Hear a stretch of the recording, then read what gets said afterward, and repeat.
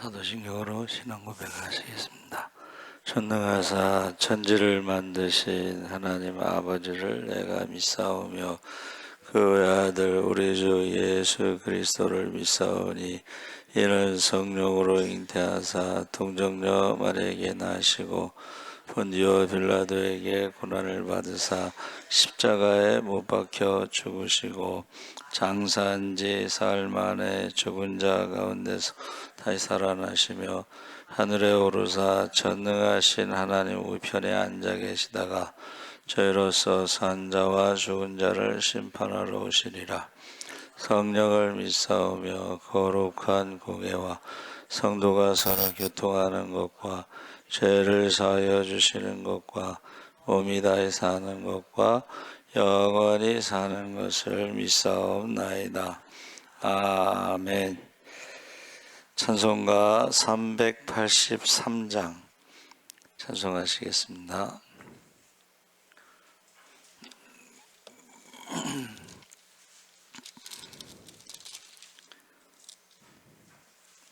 (384장) 찬송하시겠습니다. 384장. 나의 갈 길 다가도록 예수 인도하시니 내 주 안에 있는 긍휼 어찌 의심하리요. 믿음으로 사는 자는 하늘 위로 받겠네. 무슨 일을 만나든지 만사 형통하리라.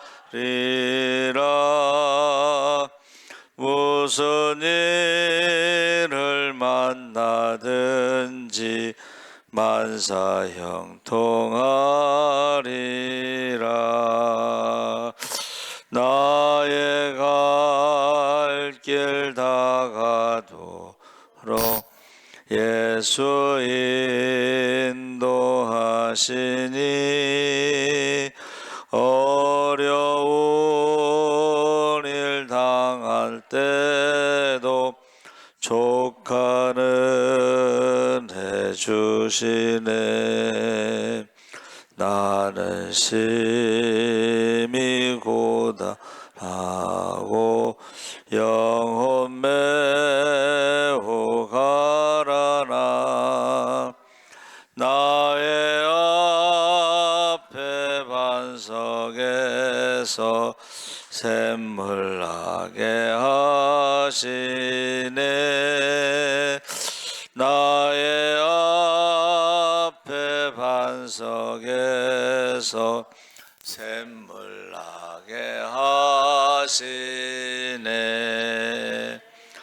나의 갈 길 다가도록 예수 인도하시니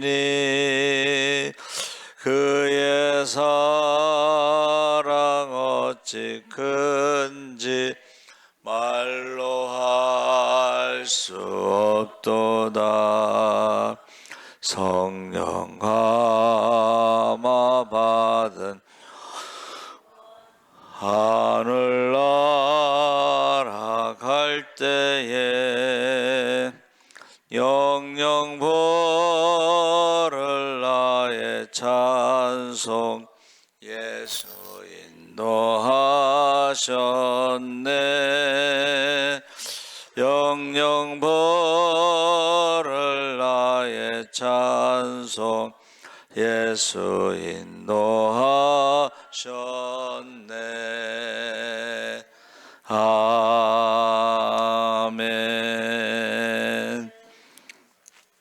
하나님 말씀은 이사야 40장 1절에서 11절까지 함께 읽겠습니다. 1014쪽에 있습니다.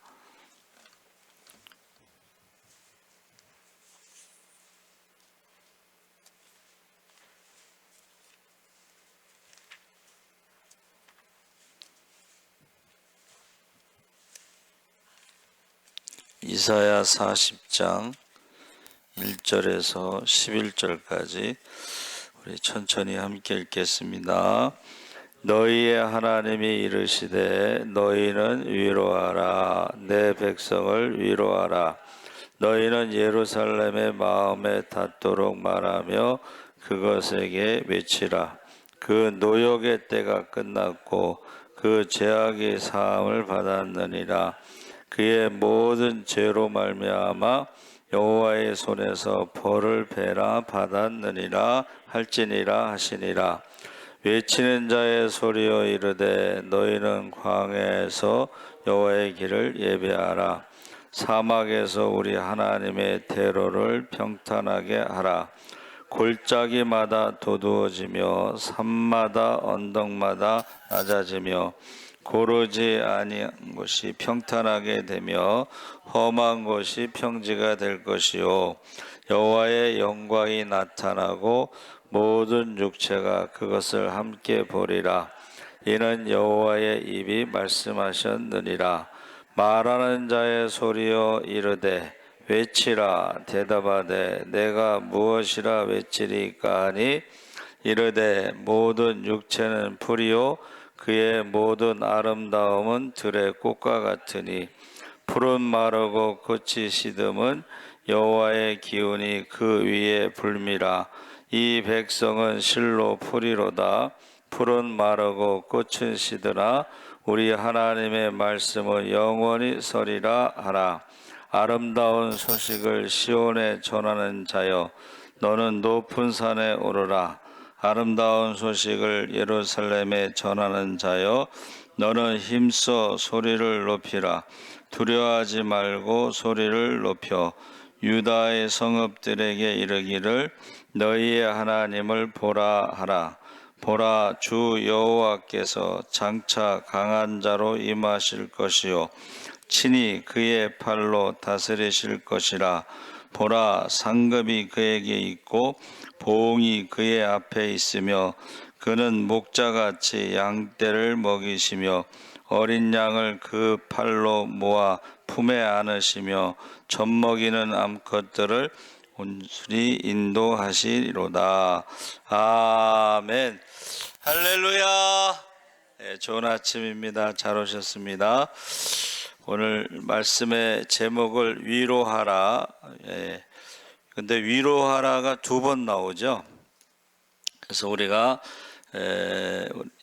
이사야 66장을 세 부분으로 나눌 때에 첫 번째 1장에서 35장이 심판의 경고, 회복의 약속, 심판과 구원에 대해서 말하고, 둘째 부분 36장에서 39장은 히스기야 왕의 믿음과 죽을 병의 발병에 대해서, 세 번째 40장에서 66장에는 160년 후에 일어날 유다 백성들이 바벨론 포로와 귀환에 관한 것에 대해서 증거하고 있습니다.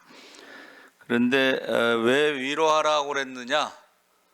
그 이제 포로 기간이 끝났다는 것을 말하고 있습니다. 그래서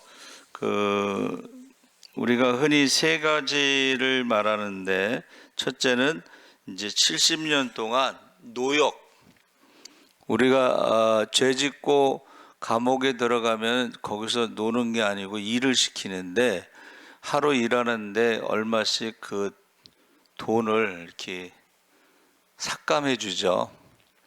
근데 이제 그 그룹 회장들이 들어가면 하루에 보통 사람은 하루에 10만 원씩 이렇게 깎아주는데 그 사람들은 하루에 1,000만 원씩 깎아주고 그러면 그거를 뭐라 그러냐면 황제 노역이라고 그러는 거예요.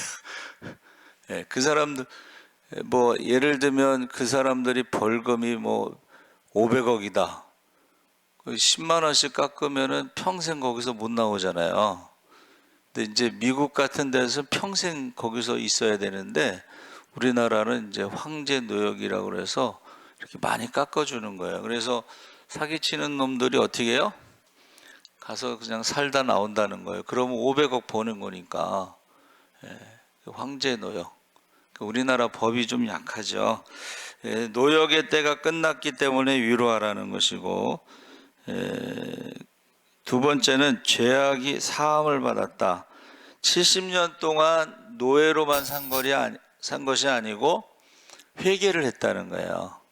대표적으로 다니엘이 하루에 3번씩 기도한 것이 예레미야의 편지를 읽고 회개, 또 에스라도 왜 우리가 나라가 망했는가 했을 때에 우리가 하나님을 떠나서 우상을 숭배했기 때문에 그렇다 하고 정체성을 회복하고 돌아온 거죠. 그러니까 회개를 했기 때문에 이제 용서함 받아서 위로하라. 세 번째는 하나님의 그들의 그 벌 받은 거, 고난에 대해서 이제는 돌아온다 이 말이에요. 그러니까 가장 큰 위로는 뭐냐면 돌아오는 거죠. 그래서 이 세 가지를 가지고 노역의 때가 끝났다. 그러니까 포로 생활이 끝났다. 그 다음에 회개해서 죄악이 용서함 받았다. 그리고 돌아온다. 이 세 가지를 가지고 위로하라는 거죠. 그러면 이제 위로하라를 3번 하지 왜 2번만 했냐? 이게 2번 한 것은 이제 강조를 말하는 것입니다. 그래서 바벨론에서 돌아오는 걸 제2의 출애굽이다 그랬어요. 근데 이제 우리가 오늘 아침에도 그 탈북자 간증하는데 그 김일성을 태양신이라고 우상화로 만들어서 백두혈통이라고 그래서 백두산 쪽에 김일성 성지 순례를 만들어 놓고 성지 순례를 시킨대요. 그러면서 이제 그 탈북자가 말하는 게 1990년대 그 독일 통일에 대해서 이야기하더라고요. 여러분, 통일이 갑자기 이루어진 게 아니고 그 김대중 대통령 뭐 그때 얘기를 들었는데 모교 기도회, 통일을 위한 모교 기도회가 있었다는 거예요. 우리나라에서도 그 김대중 대통령하고 이희호 여사, 그 감리교 장로님이신데 모교 기도회가 있다는 거예요. 그래서 결국 그 모교 기도회 때문에 통일이 됐다, 이제 그런 얘기가 있어요. 그래서 그 탈북자의 간증인데, 제가 이제 여러분 그 주보에 세계 기독교 역사에서 우리가 이제 신앙생활할 때에 유대교와 기독교의 관계에 대해서 그 주후 90년에 얌리아에서 바리새파 중심으로 구약 성경을 정해요. 39권을 이거 구약 성경이다. 그것을 이제 경전으로 삼는 것이고, 그러면서 기독교를 2단으로 정제를 하고 그때의 기독교와 유대교가 분리가 돼요. 이제 기독교는 뭐냐면 예수님의 부활에 대해서 복음을 전파하면서 예수님에 대해서 여러 군데에서 신앙 고백이 다른 걸 모아서 정리한 게 사도신경이에요. 그리고 기독교에서도 27권을 성경으로 정해요. 근데 기독교는 구약도 성경으로 39권하고 신약의 27권을 성경으로 받아들이는 거예요. 그런데 그 복음이 전파되면서 이제 사도신경이 나오고 성경이 나오고 신약 성경이 나오고, 그런데 이게 박해를 받죠.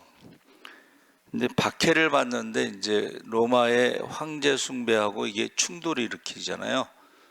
그러니까 유대교하고 나눠진 거는, 유대교는 야훼 하나님만 유일신으로 섬기는데 예수님을 주라고 부르니까는 이거를 받아들이지 못하고 나눠진 거예요. 예수님에 대해서 주라고 신앙 고백한 것 때문에 유대교와 기독교가 나눠졌다. 그런데 황제 숭배, 황제를 주라고 부르는데 예수님을 주라고 부르니까는 이게 박해가 이제 시작됐는데, 콘스탄티누스가 313년에 꿈을 꿔서 예수의 이름으로 투구, 방패 뭐 이런 것을 만들어서 전쟁에 나가면 이긴다. 그런데 그 어머니 헬레나가 기독교인이에요. 기도를 얼마나 많이 했겠어요, 그렇죠? 제가 말씀드렸죠. 이 귀족의 아들이 아니고 그냥 시골에서 하룻밤 잤는데 아들이 태어났는데, 그 아들이 황제가 되는 것은 그 어머니의 그 기도가 있었다, 이렇게 생각하는데, 그 전쟁에서 승리하고 나서 어떻게 해요? 기독교를 이제 국교로 삼았어요. 그러니까 박해를 받던 기독교가 나라에 이제 도움을 받는. 그래서요, 여기서 뭐가 생겼냐면, 그전에는 하나님 나라를, 우리가 죽은 다음에 가는 나라를 하나님 나라라고 생각했는데, 이제는 하늘에서 이루어진 것 같이 땅에서 이루어지는 하나님 나라가 로마 제국이다, 이렇게 생각한 거예요. 그래서 지원을 받다 보니까는 어떻게 돼요? 신앙이 그 카타콤, 그 지하 동굴에서의 신앙, 순교자의 그 신앙이 이제 교회에 재정이 많아지고 지원이 많아지면서 타락을 해요. 이 타락을 하는 것에서 반발해서 영적으로 민감한 사람들이 수도원에 들어가요. 수도원에 들어가서 이제 처음에는 혼자 가서 기도하는데, 나중에는 그 사람들이 혼자 하는 것보다는 모여서 공동체로, 그래서 수도원이 생기는 거예요. 그러니까 이게 세속화된 그 교회에 대해서 이제 수도원에 들어간 사람들이, 그 중에 부자들이 죽으면서 기부금, 자기 재산을 다 수도원에 바쳐. 그러니까 이게 수도원이 부자가 돼서 또 타락을 해. 그래서 프란체스코 수도원의 재산이 얼마인지 모른다. 성주순례 갔는데 가이드가 그러더라고. 수도원에 재산을 많이 바치면은 그게 이제 타락을 한 거예요. 그래서 그 수도원이 타락한 것을 어떻게 해요? 사막으로 들어간 수도사들이 또 나타나. 수도원이 타락하니까 안 되겠다, 우리 사막에 가서 기도해야 되겠다, 이런 식으로. 그런데 그 다음에 기독교 역사에 이제 전환점이 뭐냐면 7세기에 마호멧이 이슬람을 창건했는데, 기독교 국가를 지금 3분의 1 막 이렇게 잡아먹기 시작하는데, 그 중에 동방 정교회 쪽을 먼저 이제 잡아먹기 시작했어요. 그랬더니 동방 정교회에서 서로마, 지금의 카톨릭한테 도움을 청해요. 그게 십자군 전쟁입니다. 그래서 십자군 전쟁에서 이제 승리하는데, 그 베네치아의 상인들이 십자군을 이용해서 어떻게 해요? 식민지를 개척하는 거야. 야, 우리가 돈을 줄 테니까는 저 식민지를 이렇게 정복해 가지고 우리가 장사해서 돈 벌게 해달라. 그러면서 베네치아 상인들의 용병에 의해서 어떻게 해요? 십자군 내에 반으로 나눠져서 자기네끼리 싸워. 이것을 종교전쟁에서 30년 종교전쟁, 100년 종교전쟁을 보고, 아, 종교가 구원을 줄 수 없다 생각한 것이 르네상스라고 하는 문의 부흥이 일어나요. 문의 부흥은 뭐냐면, 인간의 이성과 도덕으로 이 땅에서 파라다이스를 만들자. 이성과 도덕이라는 것을 가지고, 그래서 이성과 도덕을 가지고 문의 부흥 운동이 일어나는데, 여기에서 이제 칸트라고 하는 철학자가 그들의 놀이터에 폭탄을 던지는데, 그게 한번 따라해 보세요. 순수 이성 비판. 인간의 이성이 하나님처럼 완전하지 않다. 두 번째는 실천 이성 비판인데, 이성과 도덕적으로 그것을 실천하지 못한다는 거야. 그래서 그 르네상스 이후에 그 자유주의 신학 같은 것이 깨져요. 그런데 그러면서 이제 산업혁명이 일어나잖아요. 산업혁명이 일어나면서 이게 돈이 많아지니까 이게 세속화돼. 교회가 부자가 되면서 세속화돼. 그리고 그러면서 이제 어떻게 해요? 중세 천년 동안에 카톨릭도 세속화돼. 그래서 일어난 것이 뭐냐면 종교 개혁인데, 우리가 잘 모르는데 그 카톨릭의 미사는 라틴어로 돼 있어서 성경이 없는 교회, 평신도는 성경을 못 읽겠어요. 이건 홀리 랭귀지라고 그래가지고 성경을 못 읽겠어요. 예? 그리고 그러면 어떻게 구원받냐면 성례전을 통해서, 성찬식을 통해서, 아니면 뭐 세례를 통해서, 아니면은 성인 숭배를 통해서, 뭐 이런 성경이 아닌 다른 것을 통해서 구원받는다고 이렇게 교리를 만드는 거예요. 예? 그래서 거기서 이제 종교 개혁 운동이 일어나요. 이게 천주교가 타락한 거지. 예? 천주교가 타락해서 종교 개혁 운동이 일어나서 성경을 루터가 독일어로 번역하고 만인 제사장론에서 어떻게 해요? 모든 사람이 성경을 읽게끔 그렇게 하고, 찬양도 못하게 했어요, 평신도는. 근데 평신도가 성경도 읽고 평신도가 찬양도 하고, 평신도는 기도도 못하게 했어. 기도는 신부만 할 수가 있는 거예요. 그게 고해성사인데, 오늘날에 우리는 지금 종교 개혁을 했는데 성경을 안 읽어, 찬송도 안 해, 기도도 안 해. 이게 천주교로 돌아간 느낌이에요.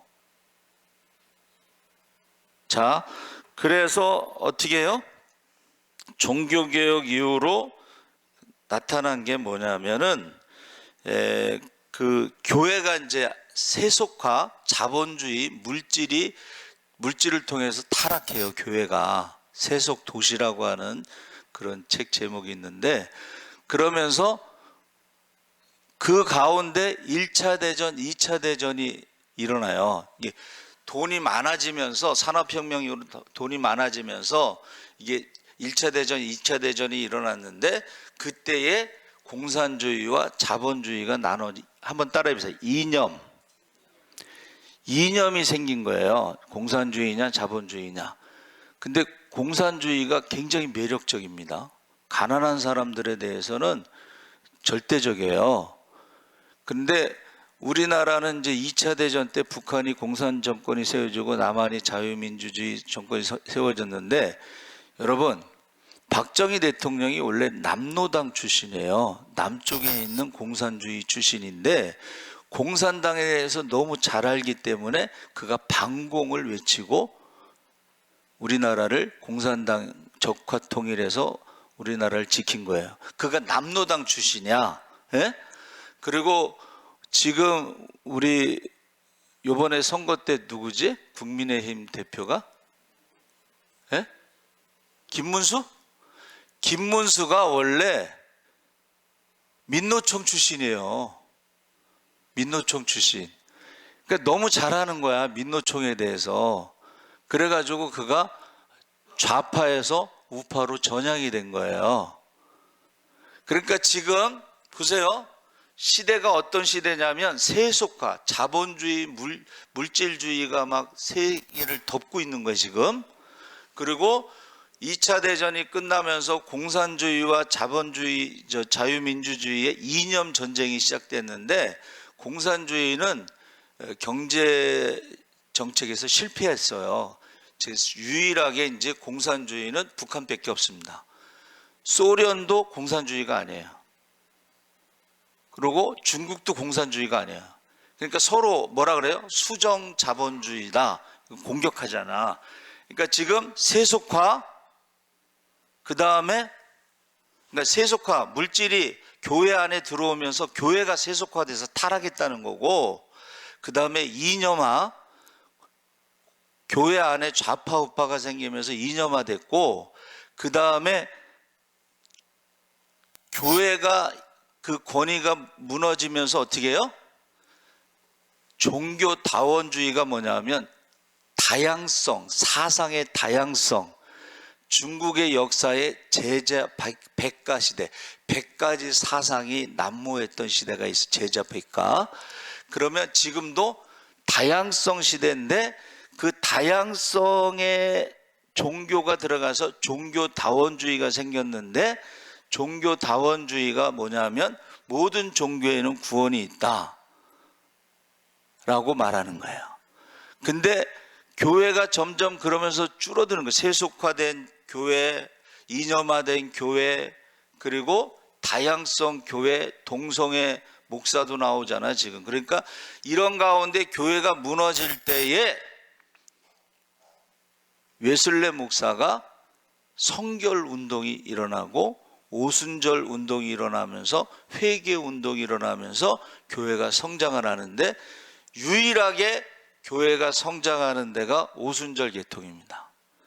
그리고 우리 성결교회는 전도에서 세워진 교회예요. 자생교단이라고 그래서. 그러면 이제 이거는 제가 어느 교수님이 세계 기독교 역사를 정리한 거를 제가 주보에 올리고 지금 설명드리는데, 희망이 있느냐?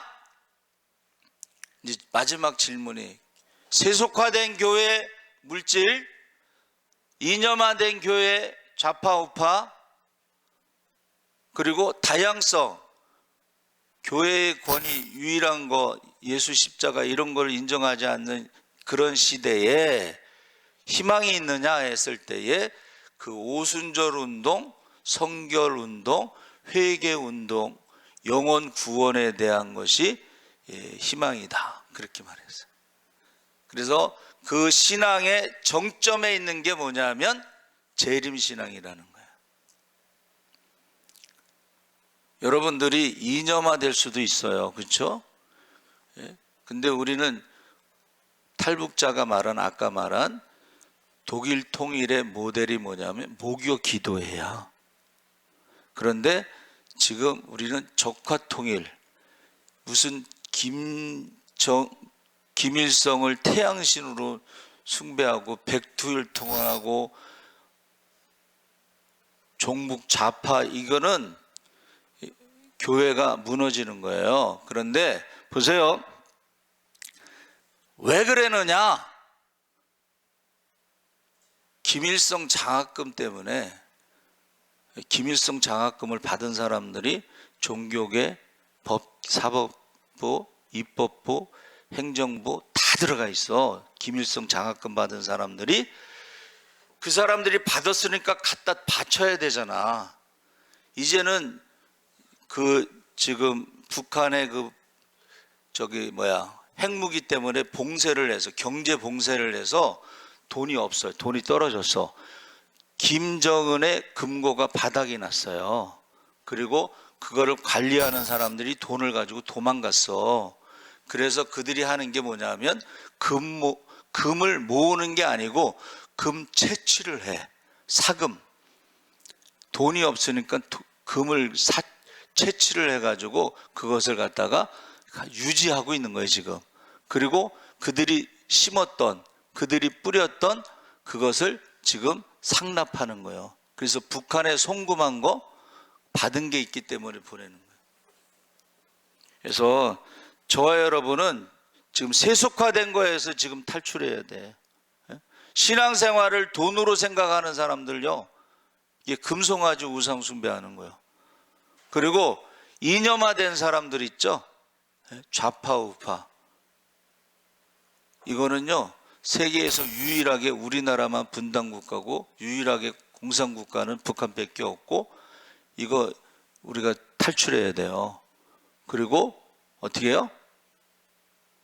다양성 속에서 종교다원주의, 모든 종교에 구원이 있다, 이거 탈출해야 돼요. 그래서 제가 질문하는 건 이거예요. 여러분 안에 예수가 있느냐? 구원받았느냐? 세속화, 돈으로도 못 가요 하나님 나라. 어제 49장 49편 얘기했죠. 절대 돈으로 구원받지 못합니다. 두 번째는 절대 이념으로 구원받지 못합니다. 태양신을 섬기는 그런 신앙으로 어떻게 구원을 받겠어? 이념으로 구원받지 못합니다. 자유민주주의, 자본주의가 구원받는 것도 아니고 공산주의도 구원받는 게 아니에요. 그리고 모든 종교의 구원이 있는 것도 아니에요. 교회 안에는 좌파도 있고 우파도 있고 다 있어요. 세속화된 사람도 있고 종교 다원주의도 있고. 그런데 제가 종교 개혁이 어떻게 됐다고 그랬어요? 중세시대에 카톨릭이 타락했는데 성경을 못 읽겠어요. 성경은 라틴어로 된 홀리랭귀지는 신부만 읽게 돼 있어. 기도도 신부만 하게 돼 있어. 고해성사. 그리고 찬송도 평신도는 못하게 돼 있어요. 지금 기독교가 어떻게 돼가고 있어요? 성경 못 읽지, 안 읽지, 기도 안 하지, 찬송 안 하지.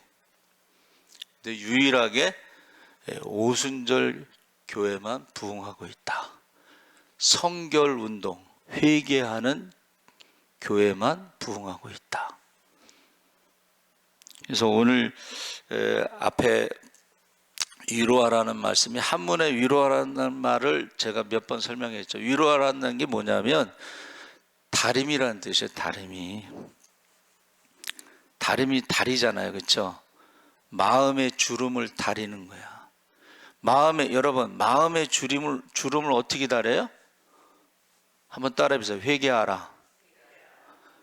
회개하라와 위로하라는 말이 같은 말이라는 거예요. 예? 회개하지 않으면 마음의 주름이 펴지지 않아. 근심 걱정이 떠나질 않아. 그래서 제가 기도 안 하는 분들의 가정을 보면은 그 가정에 병든 사람, 자녀 문제 뭐 이런 것들이 있잖아요. 예? 그거요, 회개해야지 돼. 기도를 쉬는 죄를 회개하시기 바랍니다. 우리가 세속화에서 탈출해야 돼. 출애굽해야 돼. 그리고 바벨론에서 돌아와야 돼. 세속화. 두 번째는 이념화. 종북 좌파가 무슨 말이야. 이념화. 거기서 탈출해야 돼. 그리고 다양성, 모든 종교의 구원이 있다라는 거짓말에 속으면 안 돼. 마음의 주름이 그것에서 탈출할 때, 출애굽할 때에, 바벨론에서 돌아올 때에 주름이 펴지고 그것을 위로하라 이렇게 말씀하신 거예요. 그래서 저는 기도 안 하는 사람들의 가정을 보는 거야. 예? 아, 기도 안 하는데 저렇게 아픈 사람이 있고 자녀의 문제가 있고 근심 걱정에 주름이 펴지지 않는데 기도 안 하는 사람들 보면 참 용감한 것 같아요. 그래서 여러분, 제가 세계 기독교 역사 지금 짧게 정리를 했는데, 내 안에 예수가 있느냐? 한번 따라해보세요. 내 안에 예수가 있느냐?